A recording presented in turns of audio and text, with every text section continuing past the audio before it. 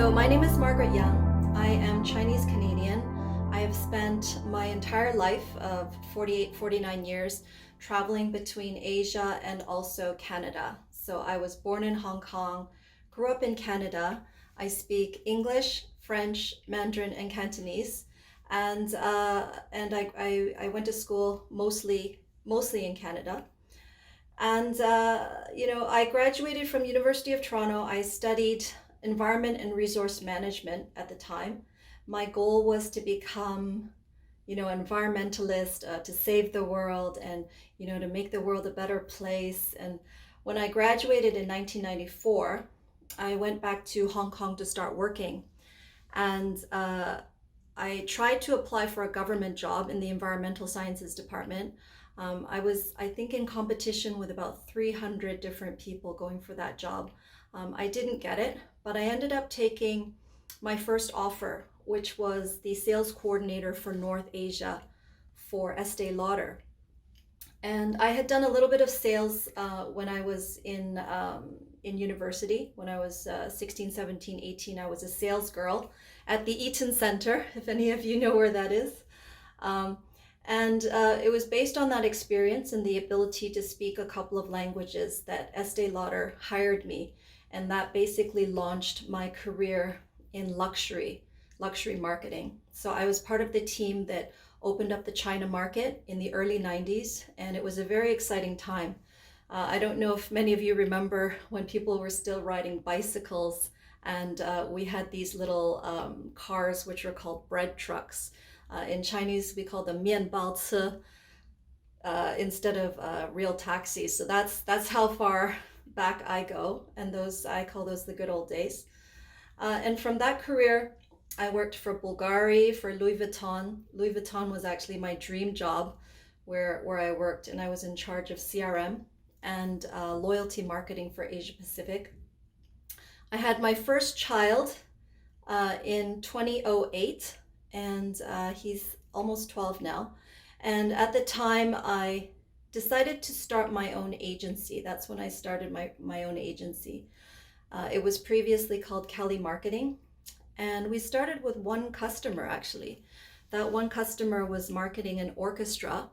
And from there, the business grew and grew and grew. We were part of the team that launched Vanguard in Korea, and also the 25th anniversary of Naxos Music, the global classical music label. We worked with brands such as WPO, the World Presidents, Johnny Walker, and many, many technology startups as well. So that's a little bit about my background, and I'll be sharing with you a little bit more about, my take on life and work as well. Okay.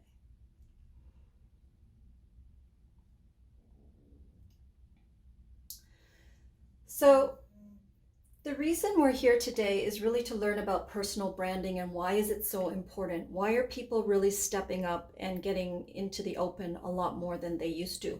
And why are they doing it in more creative ways? The main reason is because your brand message is likely to be shared 24 times more when you distribute it from your own name versus your company account.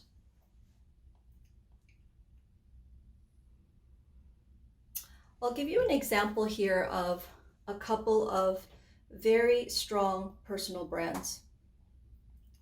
So for example, everybody knows Elon Musk. Were you aware that Elon Musk, on his social media channels, he has a reach of about 31 million, whereas Tesla only has a reach of 7 million.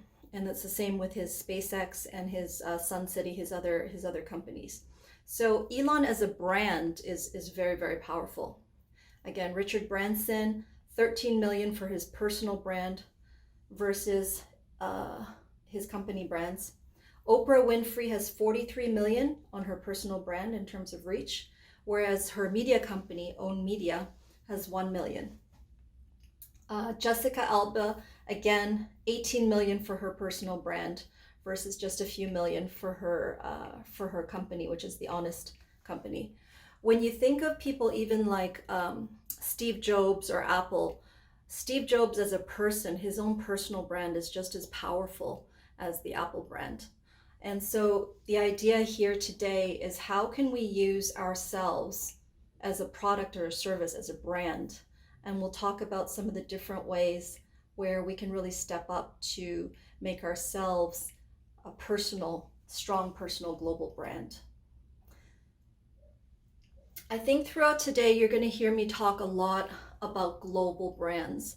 I know that right now we work within our own cities, whether that's Hong Kong or Mexico City, LA, Toronto, New York, Vancouver, anywhere you are in the world. That's where our little community is, which is fantastic.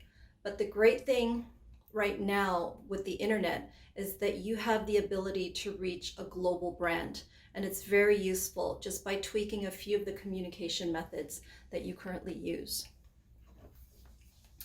The next slide here is really talking about an accelerating world.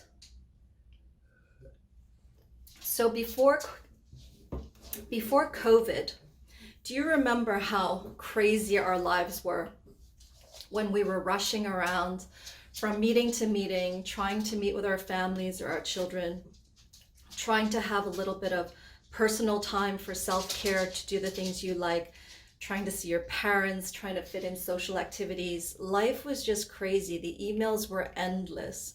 And it's part of what we call an accelerating world. The good news, well, I guess the bad news is that I believe the pace is going to continue. The pace is going to continue to be very, very quick. The volume of information is going to continue. But there's certain things that we can do just to manage this pace. So let's see, the next slide here, we are talking about, okay, so what are some of the things that are contributing to an accelerating world? Well, many of you know that the world is reaching 9 billion people by the year 2040.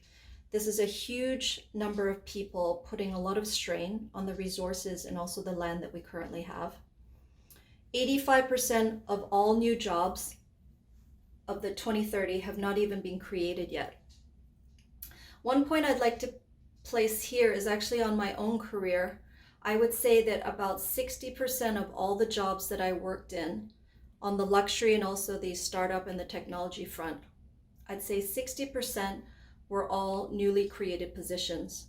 Those jobs did not exist at the time. For example, CRM, digital media, in the late 90s, those jobs did not exist. So those were all newly created positions.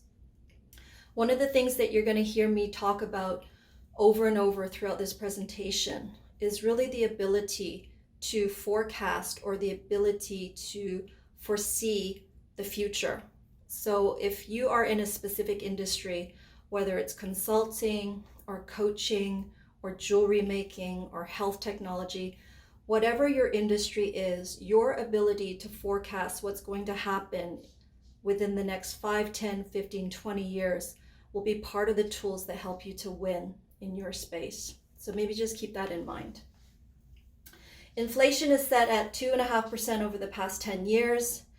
There are increasingly more investment products to be sold.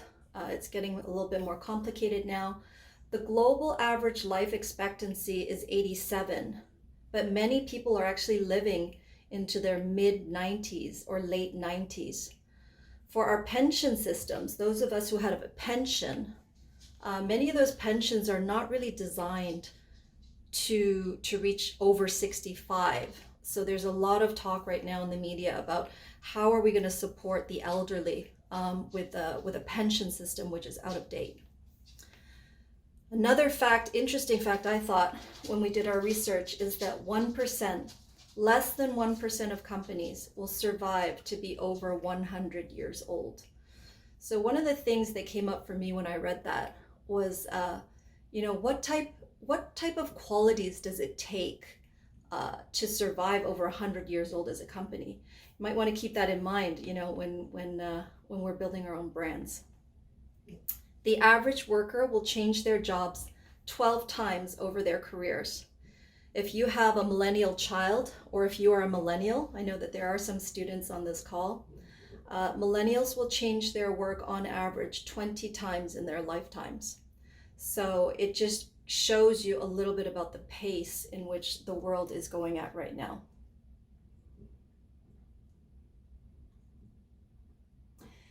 It's interesting to know this because if you know what's going on in the world, you're able to adapt and change, and you're able to pivot to meet the demands of the world.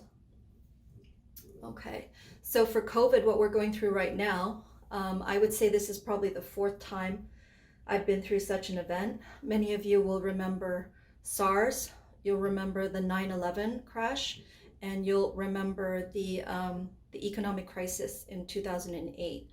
I feel like this is similar to that, and our ability to be able to bounce back after our grieving. After our grieving, when we bounce back, we can come back actually stronger. We're going to move on a little bit to personal branding right now. So personal branding, what is it? Why would anybody be interested in you? Okay. Okay. The thing with personal branding is what you're trying to do is you want to establish your reputation and you want to establish your trust within the marketplace. And this takes time. A lot of people were actually asking me, you know, what's the best way for me to do it? How can I do it quickly? I would say that instead of thinking it's just sort of like one race, think of it as a marathon. It's really for the long term. Everybody starts from zero, everybody starts from one, and then from there you grow and grow and grow. I wouldn't take too much notice of the numbers. A lot of the top marketing experts right now talk about reaching more depth, so having deeper relationships with your existing crowd rather than having thousands and thousands of followers. So it's really about the depth of the relationship right now, which is very valuable. So the way that we would do it is to really be authentic with your audience. Define, you know, who are you? Where were you born? What were the circumstances of your birth? Define your values. What is important to you? Why are you so passionate about your industry? Why are you so passionate about coaching? Why are you so passionate about designing jewelry? What makes you unique? What makes you special? Many people actually do exactly the same thing as you, but they don't do it the same way that you do it. So what makes you special are things like your character. What do you stand for? What is important to you? Where did you develop your knowledge? What gives you your inspiration? Where does your experience come from?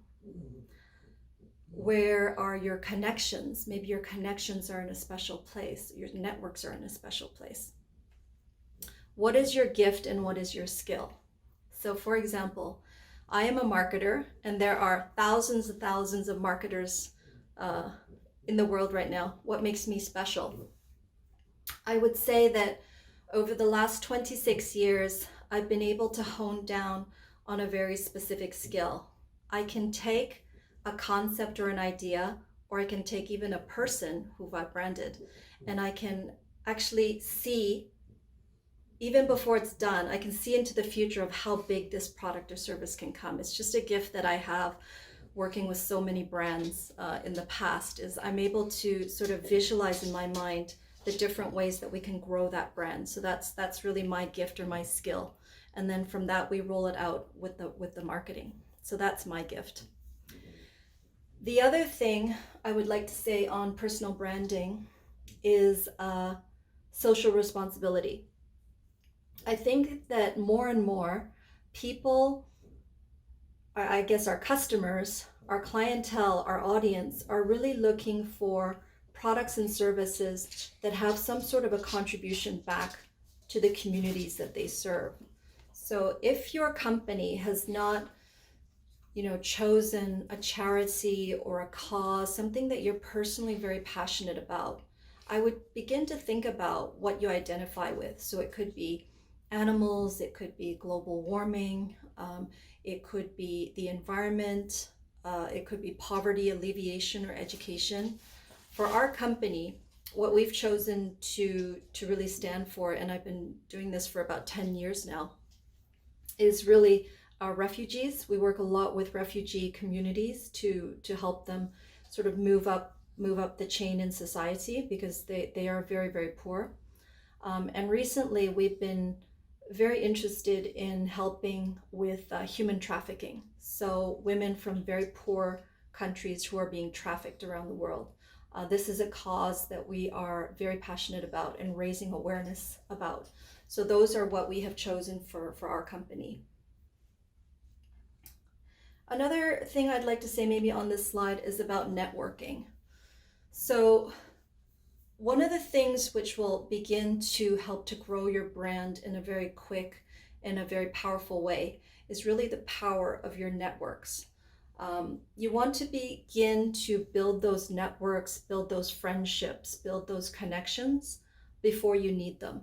So this is one thing that I would like to sort of put out there for you is, begin building up those networks, go to events, meet people, be interested in what they have to do, share about yourself, exchange some cards and start building those networks. I would say that part of the success of our agency and over my 20 plus years career is really the strength of my networks. People are often amazed at, how quickly I can put two and two together or connect two people together. And it's because my network is very, very strong across continents and also across industries. How have I been able to do that?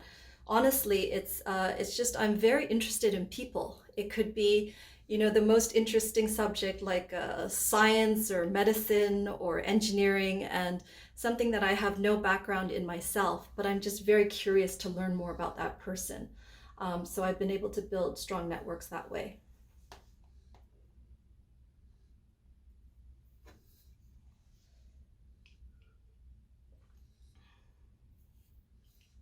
Okay, so just to reiterate that last point, I felt that this quote was quite interesting. Our prime purpose in this lifetime is to help others. If you cannot help them, at least don't hurt them. So the one thing that we always like to say in our agency is, how can we be of service? How can we help them? How can we go above and beyond the brief to satisfy our clients for their marketing? So always maybe be thinking in the back of your mind, how can we be of service to them, and how can we make it easier for them? And I think you'll find that the results are very, very strong. Again, this slide is talking about the conversions on social media. 80% of all brand conversions on social media are people looking for advice or help. And it's easier to understand and interact as a person as opposed to a company. People will trust you more. Actually, on this previous slide here, we're going to talk a little bit about thought leadership now in social media. And, the number of channels which are coming up every year, every week actually, is more and more. From Twitter to Facebook to Instagram to Pinterest to LinkedIn to TikTok to Telegram to WeChat. It just grows and grows and grows. So how do we manage this? Like, which channel do we choose? I'd like to say that if you are a brand owner looking to grow your personal brand, you probably want to focus on one channel. So the one that I focus on more is LinkedIn, because our clientele is more corporate. If you are more of a consumer brands company, like for example, I know Angela's with jewelry, you might want to focus more on your Instagram or your Facebook channel, because you can do more targeting that way. So become really, really good at one channel before you branch out to all the other channels, or before you grow your team. And trust is earned. Your thought leadership is built over time. I would say don't be in any rush to build into 100,000, 200,000 followers. Take your time with it.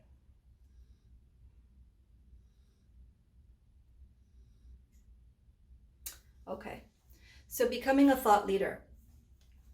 The advantage of being a thought leader is that you will grow your visibility. You will be asked to do public speaking, paid engagements, share your information, write for famous magazines, write for famous blogs. You'll be paid to do so.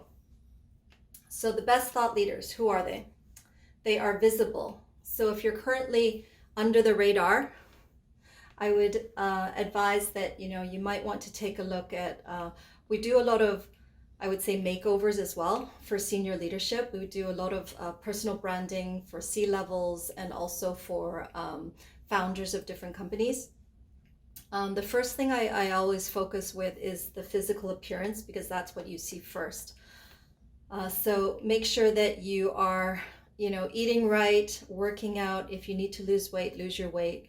If you need to get a haircut or get a makeover, or even with the hair and makeup, get it done. If you have any questions on that specifically, text me directly or email me directly, and we will be able to maybe share some resources of where you can get the makeovers.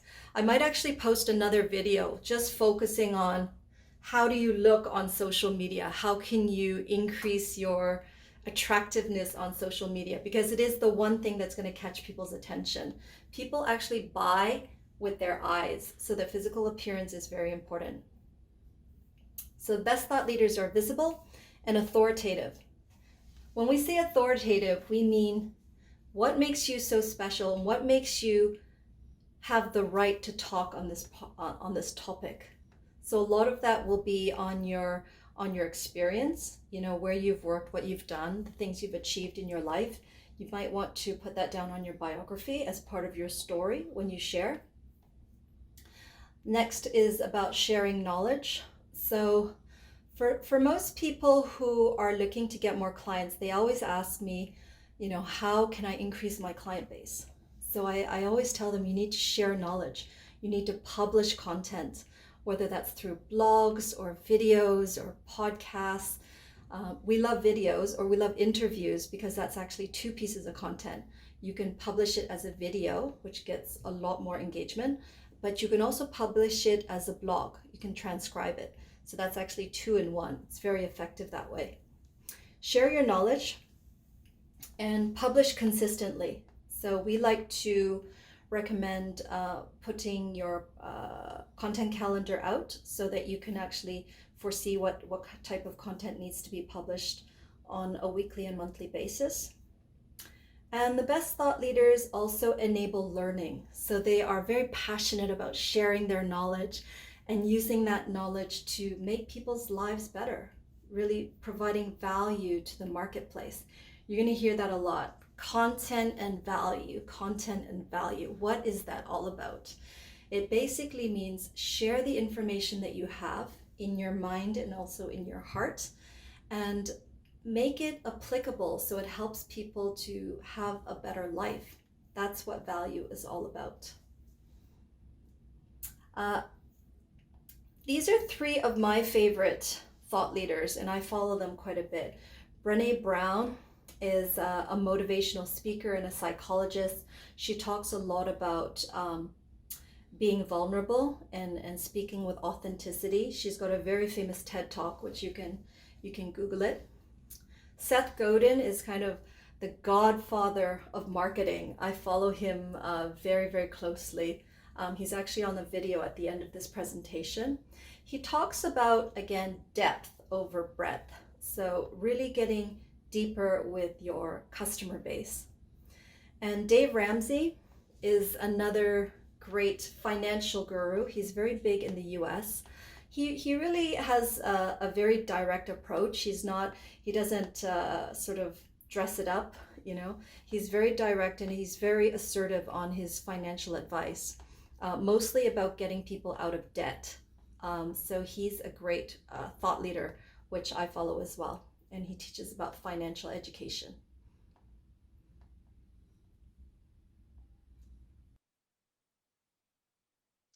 So lastly, I'd like to leave you with this one slide, which is just go for it. Be brave, take risks. Nothing can substitute experience.